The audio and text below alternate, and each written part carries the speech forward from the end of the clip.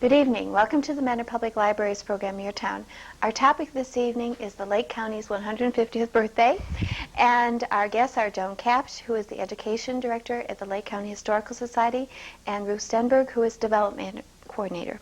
And thank you for being our guests. Thanks for having us. Not many counties can claim as being as old as 150 years, so it's really quite an event for the county and for the people who live in it. Joan is going to tell us a little bit about the history, about the development of the county. Well, to begin with, we're one of the last counties in the state to celebrate their 150th birthday because we were one of the last counties in the state of Ohio to be established. Until 1840, we were part of Geauga County.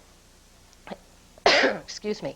And it was because of the way this area developed that Lake County ultimately was established. But to go back to the beginning, when the area that we call the Western Reserve was established right after the Revolutionary War, it was because the state of Connecticut had a colonial charter which gave them rights to all land from where Connecticut was on the east coast to the Western Ocean. Of course, when they got that charter, no one had any idea where the Western Ocean was. And other states had similar claims. Mm-hmm. And none of it really mattered until after the Revolutionary War, when people in this country began to look westward for new settlement, and different states argued over these western claims. So about the only thing that the federal government under the Articles of Confederation actually accomplished was to settle these land claims between the different new states. And Virginia started the process by giving up their land claims in the West. New York and Pennsylvania followed, and other states as well. Connecticut was very, very determined that they were going to keep their western claims because they had suffered so much in the Revolutionary War. Mm. Ultimately, they said, okay, we realize we can't have the land that is now part of New York State or part of Pennsylvania, but they reserved for themselves a 120-mile strip of land, the same width, which is between the 41st and 42nd degrees of longitude, past Pennsylvania's western boundary. That's us. That's Connecticut's Western Reserve. Uh-huh. So when this area was settled, it was settled by people from New England, mostly from Connecticut, but also from Massachusetts and upstate New York in that area. And they brought their New England heritage along with them. Connecticut didn't give up civil jurisdiction over this area until 1800, but they figured out it was pretty hard to run a government for a new territory from several hundred miles of bad road away. So they gave up jurisdiction to the Ohio Territory, and in 1800, all of the Western Reserve became one county in the Ohio Territory, and they called it Trumbull County because the governor of Connecticut at the time was a man named Trumbull. Oh my. So all of this area, all of the Western Reserve was Trumbull County. And as people moved into the area, they divided Trumbull into smaller and smaller jurisdictions. And in 1806, what is now Lake County became part of the new Geauga County. Geauga County included all of the townships that are now in Lake County except Willoughby. In 1808, Willoughby became part of Cuyahoga County. Well, if you look at a map of this area, you realize that the logical way to settle this area is from the lake downward, because the roads were abominable. The best roads that there were east-west, following the old ridges of Lake Erie. Mm-hmm. And the rivers don't go very far inland before they're no longer navigable. So when people came here to settle, they settled from the lake southward. Mm-hmm. And the northern townships of what was then Geauga County were by far the most populous. In the 1820s and early 30s, Painesville was the biggest town mm-hmm. in the Western Reserve, much bigger than Warren or Youngstown or Cleveland. So they were real unhappy with the fact that the seat of county government was not in Painesville. And there's an interesting story behind that. When counties were established, the state said that the seat of government should be at a geographical point near the center of the county. And they chose 3 commissioners who lived outside the county to decide where the county seat ought to be. They looked at a map of Geauga County, and they chose a spot that was sort of in the geographical center. And it was on a very nice hilltop, and supposedly the man who owned the land, a man named Peter Chardon Brooks, said he would give enough land to the county for them to have a public park and build a courthouse on. Unfortunately, not a soul lived there, and no road led there. So Chardon became the county seat because it was the geographical center, and eventually a courthouse was built and roads, though not very good roads, were built. But still, the majority of the population lived north of there, and they wanted their county seat back in Painesville, where most of the business of the county was done other than the county court. They wrangled for years and years and years.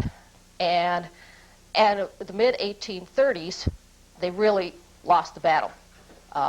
Different suggestions went to the state legislature to move the county seat back, since there were more southern townships than there were northern ones. They were always outvoted. People in the rest of the state really didn't care where the heck the county seat was.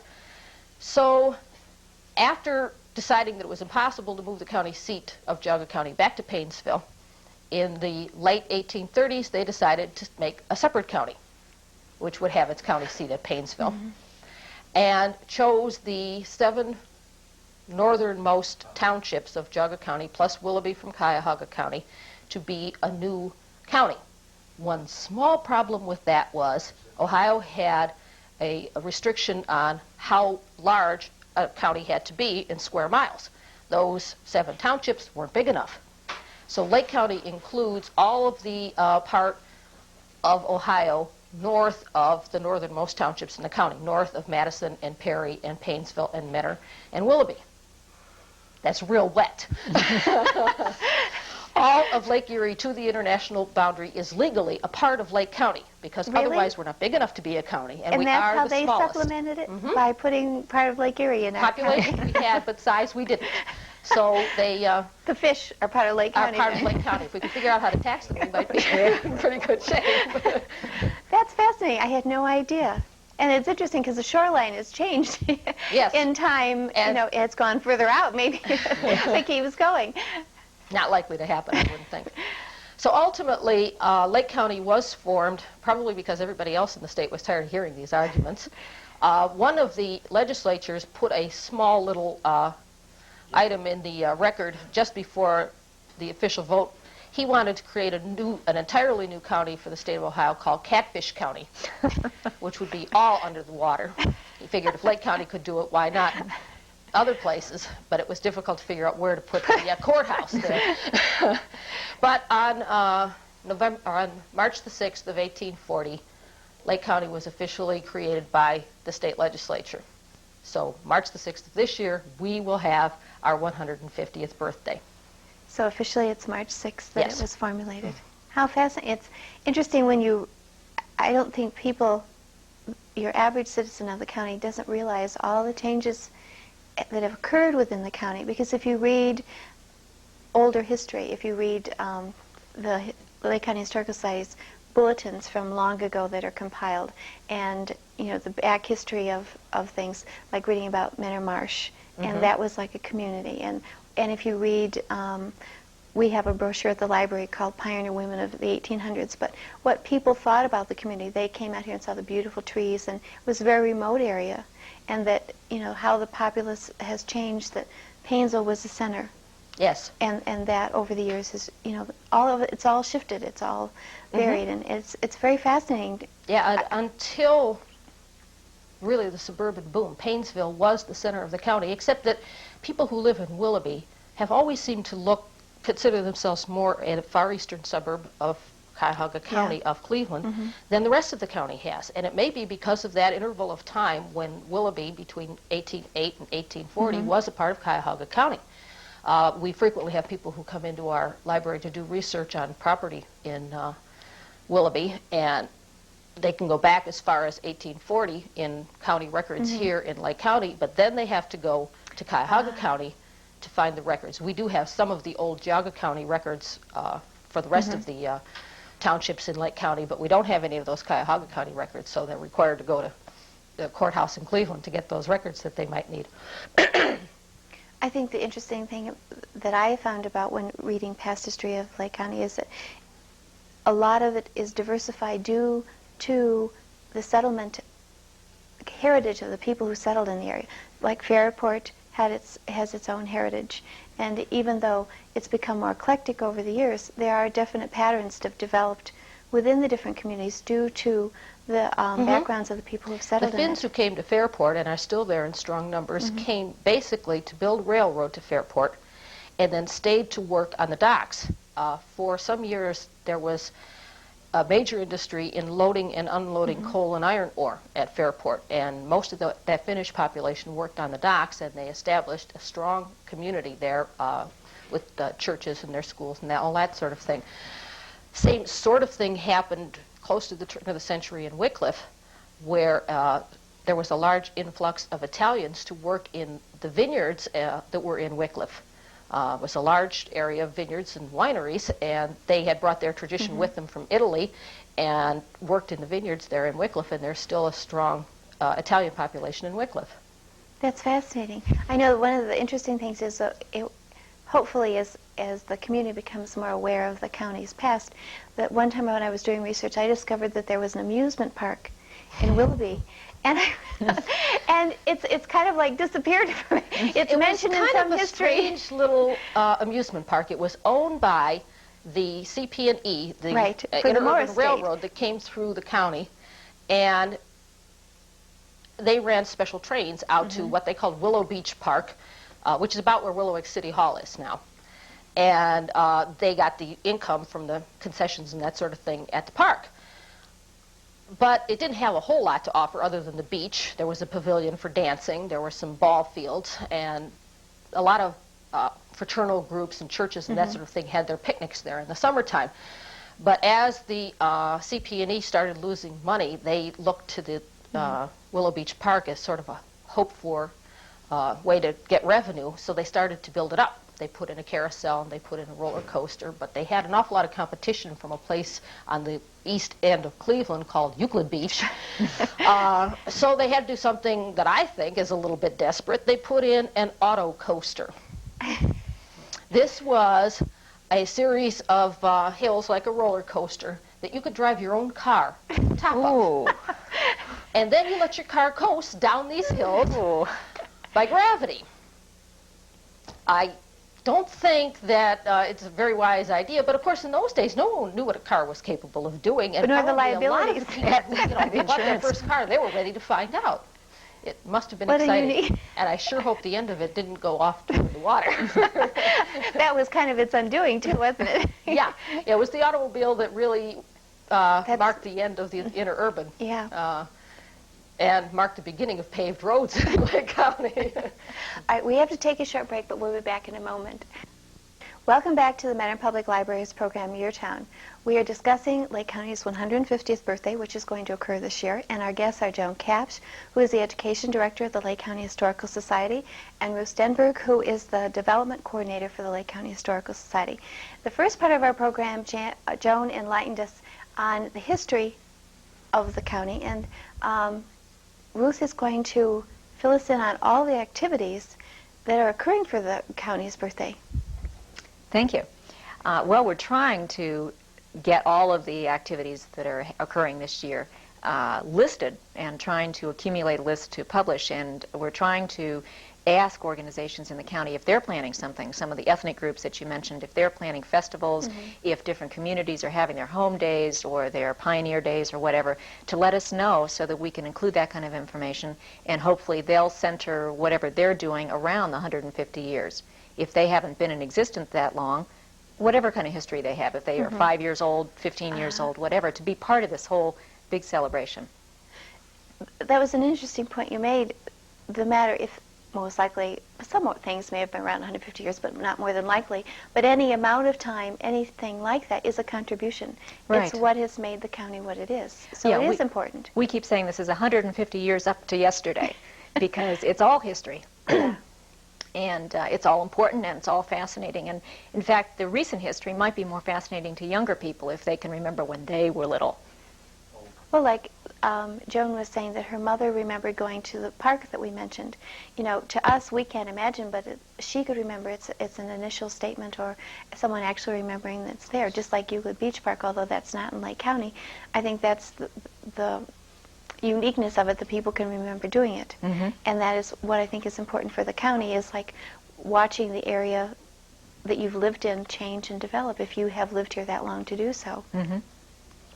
Now, most of the information is being centered and out through the Historical Society, am I correct? We're trying to be the coordinating agency.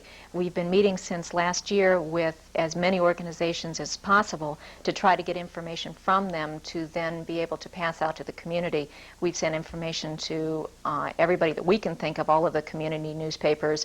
In the beginning of March, there will be a special tab section in the News Herald that will be all on the Sesquicentennial and all of the things that we're doing for the History Center, as well as other organizations and communities in the county. And I know there are a variety of offerings coming. That different organizations are a home tour and a variety of other things, and the festivals that will be occurring. Now, also, in coordinating all this, if someone wanted information, do you have a deadline for that tabloid publication? I'm not sure what the deadline for that particular publication is, but we have a publication of our own that is called the Bulletin that we send out every other month, and we are continuing to update. I have the information that we had as of January, and if somebody has something coming up that we either haven't known about or the details change, we certainly welcome that information, and we will update it in our publications and in the further releases that we send out. Could you just give us an overview of some of it? You know, I mentioned, I know that a house tour is one of the things. Some of the other things that you have planned or are in the planning? Well, the things that we have going, this is a real exciting year for us. I mean, it's really a year to key in on all the things that are happening. One of the things that we have that's an ongoing kind of project is available to any organization, political subdivision, school, bank, whatever, to put up a traveling display. We have put together traveling displays on various different topics, and they are available to groups to have for not only this year but next year, because we've had a lot of demand for this year, and yet we want the Sesquicentennial to be not only the past 150 years, but as sort of a stepping stone to the next 150 years. So that will be available to any group to call in or to get the information. We will send them out a reservation form, and if they can fit it in, to have on display things about the county on different topics. One of the real exciting things, I think, is our birthday party. On July 1st, we're going to have a big grand celebration for all of the county, and we're inviting, again, any nonprofit organization. We're inviting businesses, we're inviting political subdivisions to come and just have a big celebration to come and exhibit the things that they're doing that have made up the county for the past 150 years. Like I said, if it was 5 years or 120 or however long they've been in existence. And we're hoping to just make it a big celebration for that day. And it will be on the grounds It will of be the on the grounds of the History Center, July 1st, from 12 until 6. We'll have a big birthday cake and all kinds of entertainment going on, so it should be a lot of fun. I'm going to step back for a moment just to familiarize people. What are the kinds of things that are in your the tours that you're going to be, that you've prepared? In the traveling displays? In the traveling displays. There are 5 different topics in the traveling displays. Let me see if I can remember them all. One is on our cultural heritage. We'll touch on some of the things that we spoke about, the Finns in Fairport, the New England Yankees who came here first, the black community in Lake County, the Italians in Wycliffe, and that sort of thing. One is on Lake County's famous people, starting with President Garfield and Jack Caseman, who helped build the Transcontinental Railroad, and his Francis Jennings Caseman, who was important in the suffrage movement, and some people you will have heard of, and some that you might be familiar with, less familiar with. Thomas W. Harvey, for whom Harvey High School is named, an important educator in the county. People like that. We'll have one on the nursery industry, which for most of the history of this county has been a major industry here, and still is in the eastern end of the county a really important industry. What else do we have? That's right, you don't have There are 5, I know. Country Estates? Oh, the Country Estates, a fascinating story of the industrialists from Cleveland who built fabulous summer homes for themselves here in Lake County. There are a few of them that are still standing in the county or being used for one thing or another. Most of them have been lost, but there will be pictures and stories about those country estates on one of these traveling displays. And what did I miss? I think, did you mention? Oh, they built it themselves, which is a look at the early architecture, the Greek Revival influence of the early building in Lake County, pictures of places that have been built here, some that are still here that you will recognize, and how the Yankee influence and the technology used to build houses here in the early years of the county. Those are fascinating. Those are neat. Yeah, one of the things, the Kirtland Temple is helping us on this building one because they have a lot of the old tools and drawings from when the temple was built. And for the age of that building, 1835 to 38 or something like that, it was built. It's a really remarkable architectural achievement. Well, that's fascinating. I bet. Have you had a good response for those? Yes, especially for the earliest months. They will be circulating beginning in April. And the first few months are completely booked. But as Ruth said, we will circulate them for the rest of this year and all of 1991. So anyone who has a reasonably secure indoor space, a bank lobby or a school lobby or the public library or any space like that, they don't take up a great deal of space and they're completely self-contained. And they're available for no charge. You just have to come and get them and set them up and bring them back. All in one piece. Right.